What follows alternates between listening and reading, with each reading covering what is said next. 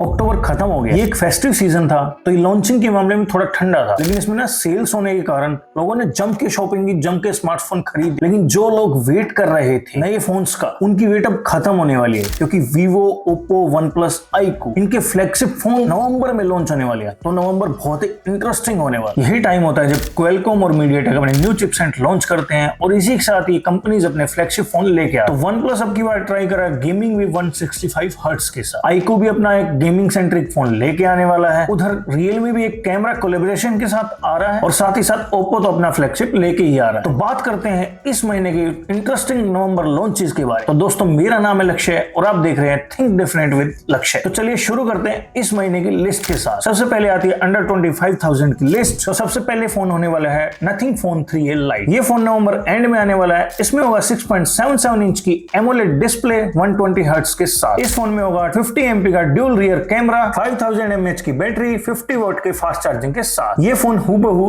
CMF phone 2 Pro जैसा होने वाला है। लेकिन मैं एक और फोन के लिए बहुत ही एक्साइटेड हूँ, जो है मोटो की तरफ से मोटो एज 60 Neo। ये फोन नवंबर एंड या दिसंबर फर्स्ट वीक में आने वाला है। मोटो की जो एज सीरीज है ना, वो one of the most popular series है मोटो की तरफ से आने वाली। इस फोन में मिलेगा आपको मीडियाटेक की तरफ से Dimensity 7400 प्रोसेसर। साथ ही साथ आपको इसमें मिलेगी 6.37 इंच की एमोलेड 120 हर्ट्ज वाली डिस्प्ले। और मोटो की डिस्प्ले जनरली वैसे काफी अच्छी होती है और इसका कैमरा सेटअप भी टेलीफोटो लेंस की वजह से काफी कंप्लीट लग रहा है, क्योंकि इसमें होने वाला है triple rear camera setup, 50 MP का मेन कैमरा, 13 MP का अल्ट्रा वाइड, प्लस में 10 MP का 3x टेलीफोटो लेंस। तो बात करें बैटरी की, तो इसमें 5200 mAh की बैटरी मिलेगी 68 वोट की फास्ट चार्जिंग के साथ ही साथ इसमें आपको मिलेगा 15 वोट की वायरलेस चार्जिंग। तो अब बात करते हैं अंडर 35,000 वाली लिस्ट। इसमें सबसे पहले आता है मोटो की तरफ से मोटो H70। ये भी नवंबर एंड तक आ सकता है। इसमें होगा 6.67 इंच की एमोलेड डिस्प्ले 120 हर्ट्ज के रिफ्रेश रेट के साथ। इसमें आपको मिलेगा 50 MP का ड्यूल रियर कैमरा, 4800 mAh की बैटरी के साथ 68 वोट की फास्ट चार्जिंग, प्लस में 15 वोट की वायरलेस चार्जिंग भी मिलेगी। वैसे मुझे लगता है ये 4000 mAh 5000 mAh की बैटरी का टाइम नहीं है, वो टाइम जा चुका है। अब टाइम है 6000 mAh 7000 mAh या उससे ज्यादा की बैटरी का टाइम। तो मोटो को इस पे काम करना होगा। ये फोन आपको स्नैपड्रैगन 7 Gen 4 पे देखने को मिलेगा। अब बात करते हैं एक ऐसी सीरीज की जो पहले बहुत ही पॉपुलर हुआ करती थी, रेडमी की नोट सीरीज। रेडमी लेके आ रहा है अपने नोट 15 सीरीज। नवंबर एंड तक या दिसंबर के फर्स्ट वीक तक ये सीरीज इंडिया में आ जाएगी। ये सीरीज स्नैपड्रैगन 7S Gen 4 के साथ आने वाली है। इस सीरीज में आपको मिलेंगी 6.83 इंच की एमोलेड 120 हर्ट्ज वाली डिस्प्ले। जो नोट 15 और 15 प्रो होगा उसमें आपको मिलेगी फ्लैट डिस्प्ले और प्रो प्लस में मिलेगी आपको क्वाड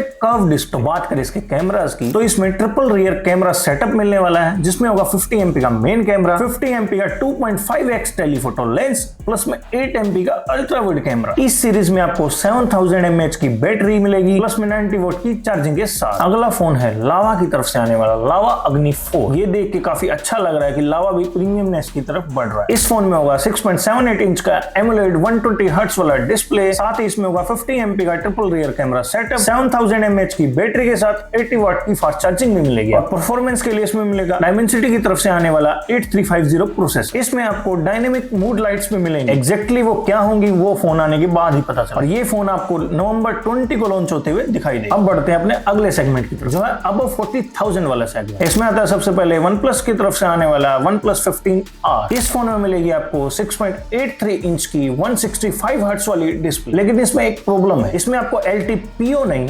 LTPS डिस्प्ले मिलेगी। इसमें मिलेगा आपको परफॉर्मेंस के लिए स्नैपड्रैगन 8 Elite प्रोसेसर, साथ में dual rear camera setup, 50 MP का मेन कैमरा जो Sony IMX 906 होने वाला है, और साथ ही साथ 8 MP का अल्ट्रा वाइड कैमरा। लेकिन एक डिसअपॉइंट करने वाली बात यह है कि इसमें कोई टेलीफोटो लेंस नहीं मिलेगा। 16 MP की सेल्फी देखने को मिलेगी, ultrasonic fingerprint sensor, IP6869 certification के साथ आने वाला है ये फोन। बात करें इसकी बैटरी की, तो 7800 mAh की बहुत ही बड़ी बैटरी आने वाली है 120 वॉट की चार्जिंग के साथ। लेकिन इसमें आपको कोई वायरलेस चार्जिंग नहीं मिलेगी। अब बात करते हैं अगले फोन की। अगला फोन है इसी का बड़ा भाई OnePlus 15। ये पहला फोन होने वाला है इंडिया का जो कि 8 Elite Gen 5 प्रोसेसर के साथ आएगा। इसमें आपको कस्टम गेमिंग कोर्स भी देखने को मिले। लेकिन एक और गौर करने वाली बात ये है, ये अब की बार हैसलब्लेड की ब्रांडिंग के साथ नहीं आएगा। इसमें लगा होगा OnePlus का खुद का डेवलप किया गया डिटेल मैक्स इंजन। OnePlus का कहना है कि इससे इमेज और भी ज्यादा क्लियर होगी और नेचुरल फोटोज आपको देखने को मिलेंगे। इस फोन में होगी 6.78 इंच की 165 हर्ट्ज वाली एमोलेड LTPO डिस्प्ले। इसमें आपको मिलेगा 50 MP का triple rear camera setup, 50 MP का सोनी IMX 906 सेंसर, प्लस में 50 MP का अल्ट्रा वाइड सेंसर, प्लस में 50 MP का 3.5x टेलीफोटो लेंस, 32 MP की इसमें आपको सेल्फी देखने को मिलेगी। तो 7300 mAh की इसमें बैटरी होने वाली है, 120 वॉट की चार्जिंग के साथ, और इसमें आपको अब की बार 50 वॉट की वायरलेस चार्जिंग भी देखने को मिलेगी। IP6869 सर्टिफिकेशन होने वाली है। साथ ही साथ आपको मिलेगा IR ब्लास्टर, ब्लूटूथ 5.4, NFC की सपोर्ट के साथ। और ये फोन आपको नवंबर 13 को इंडिया में लॉन्च होता हुआ दिखाई दे। तो फाइनली दोस्तों हम बात करते हैं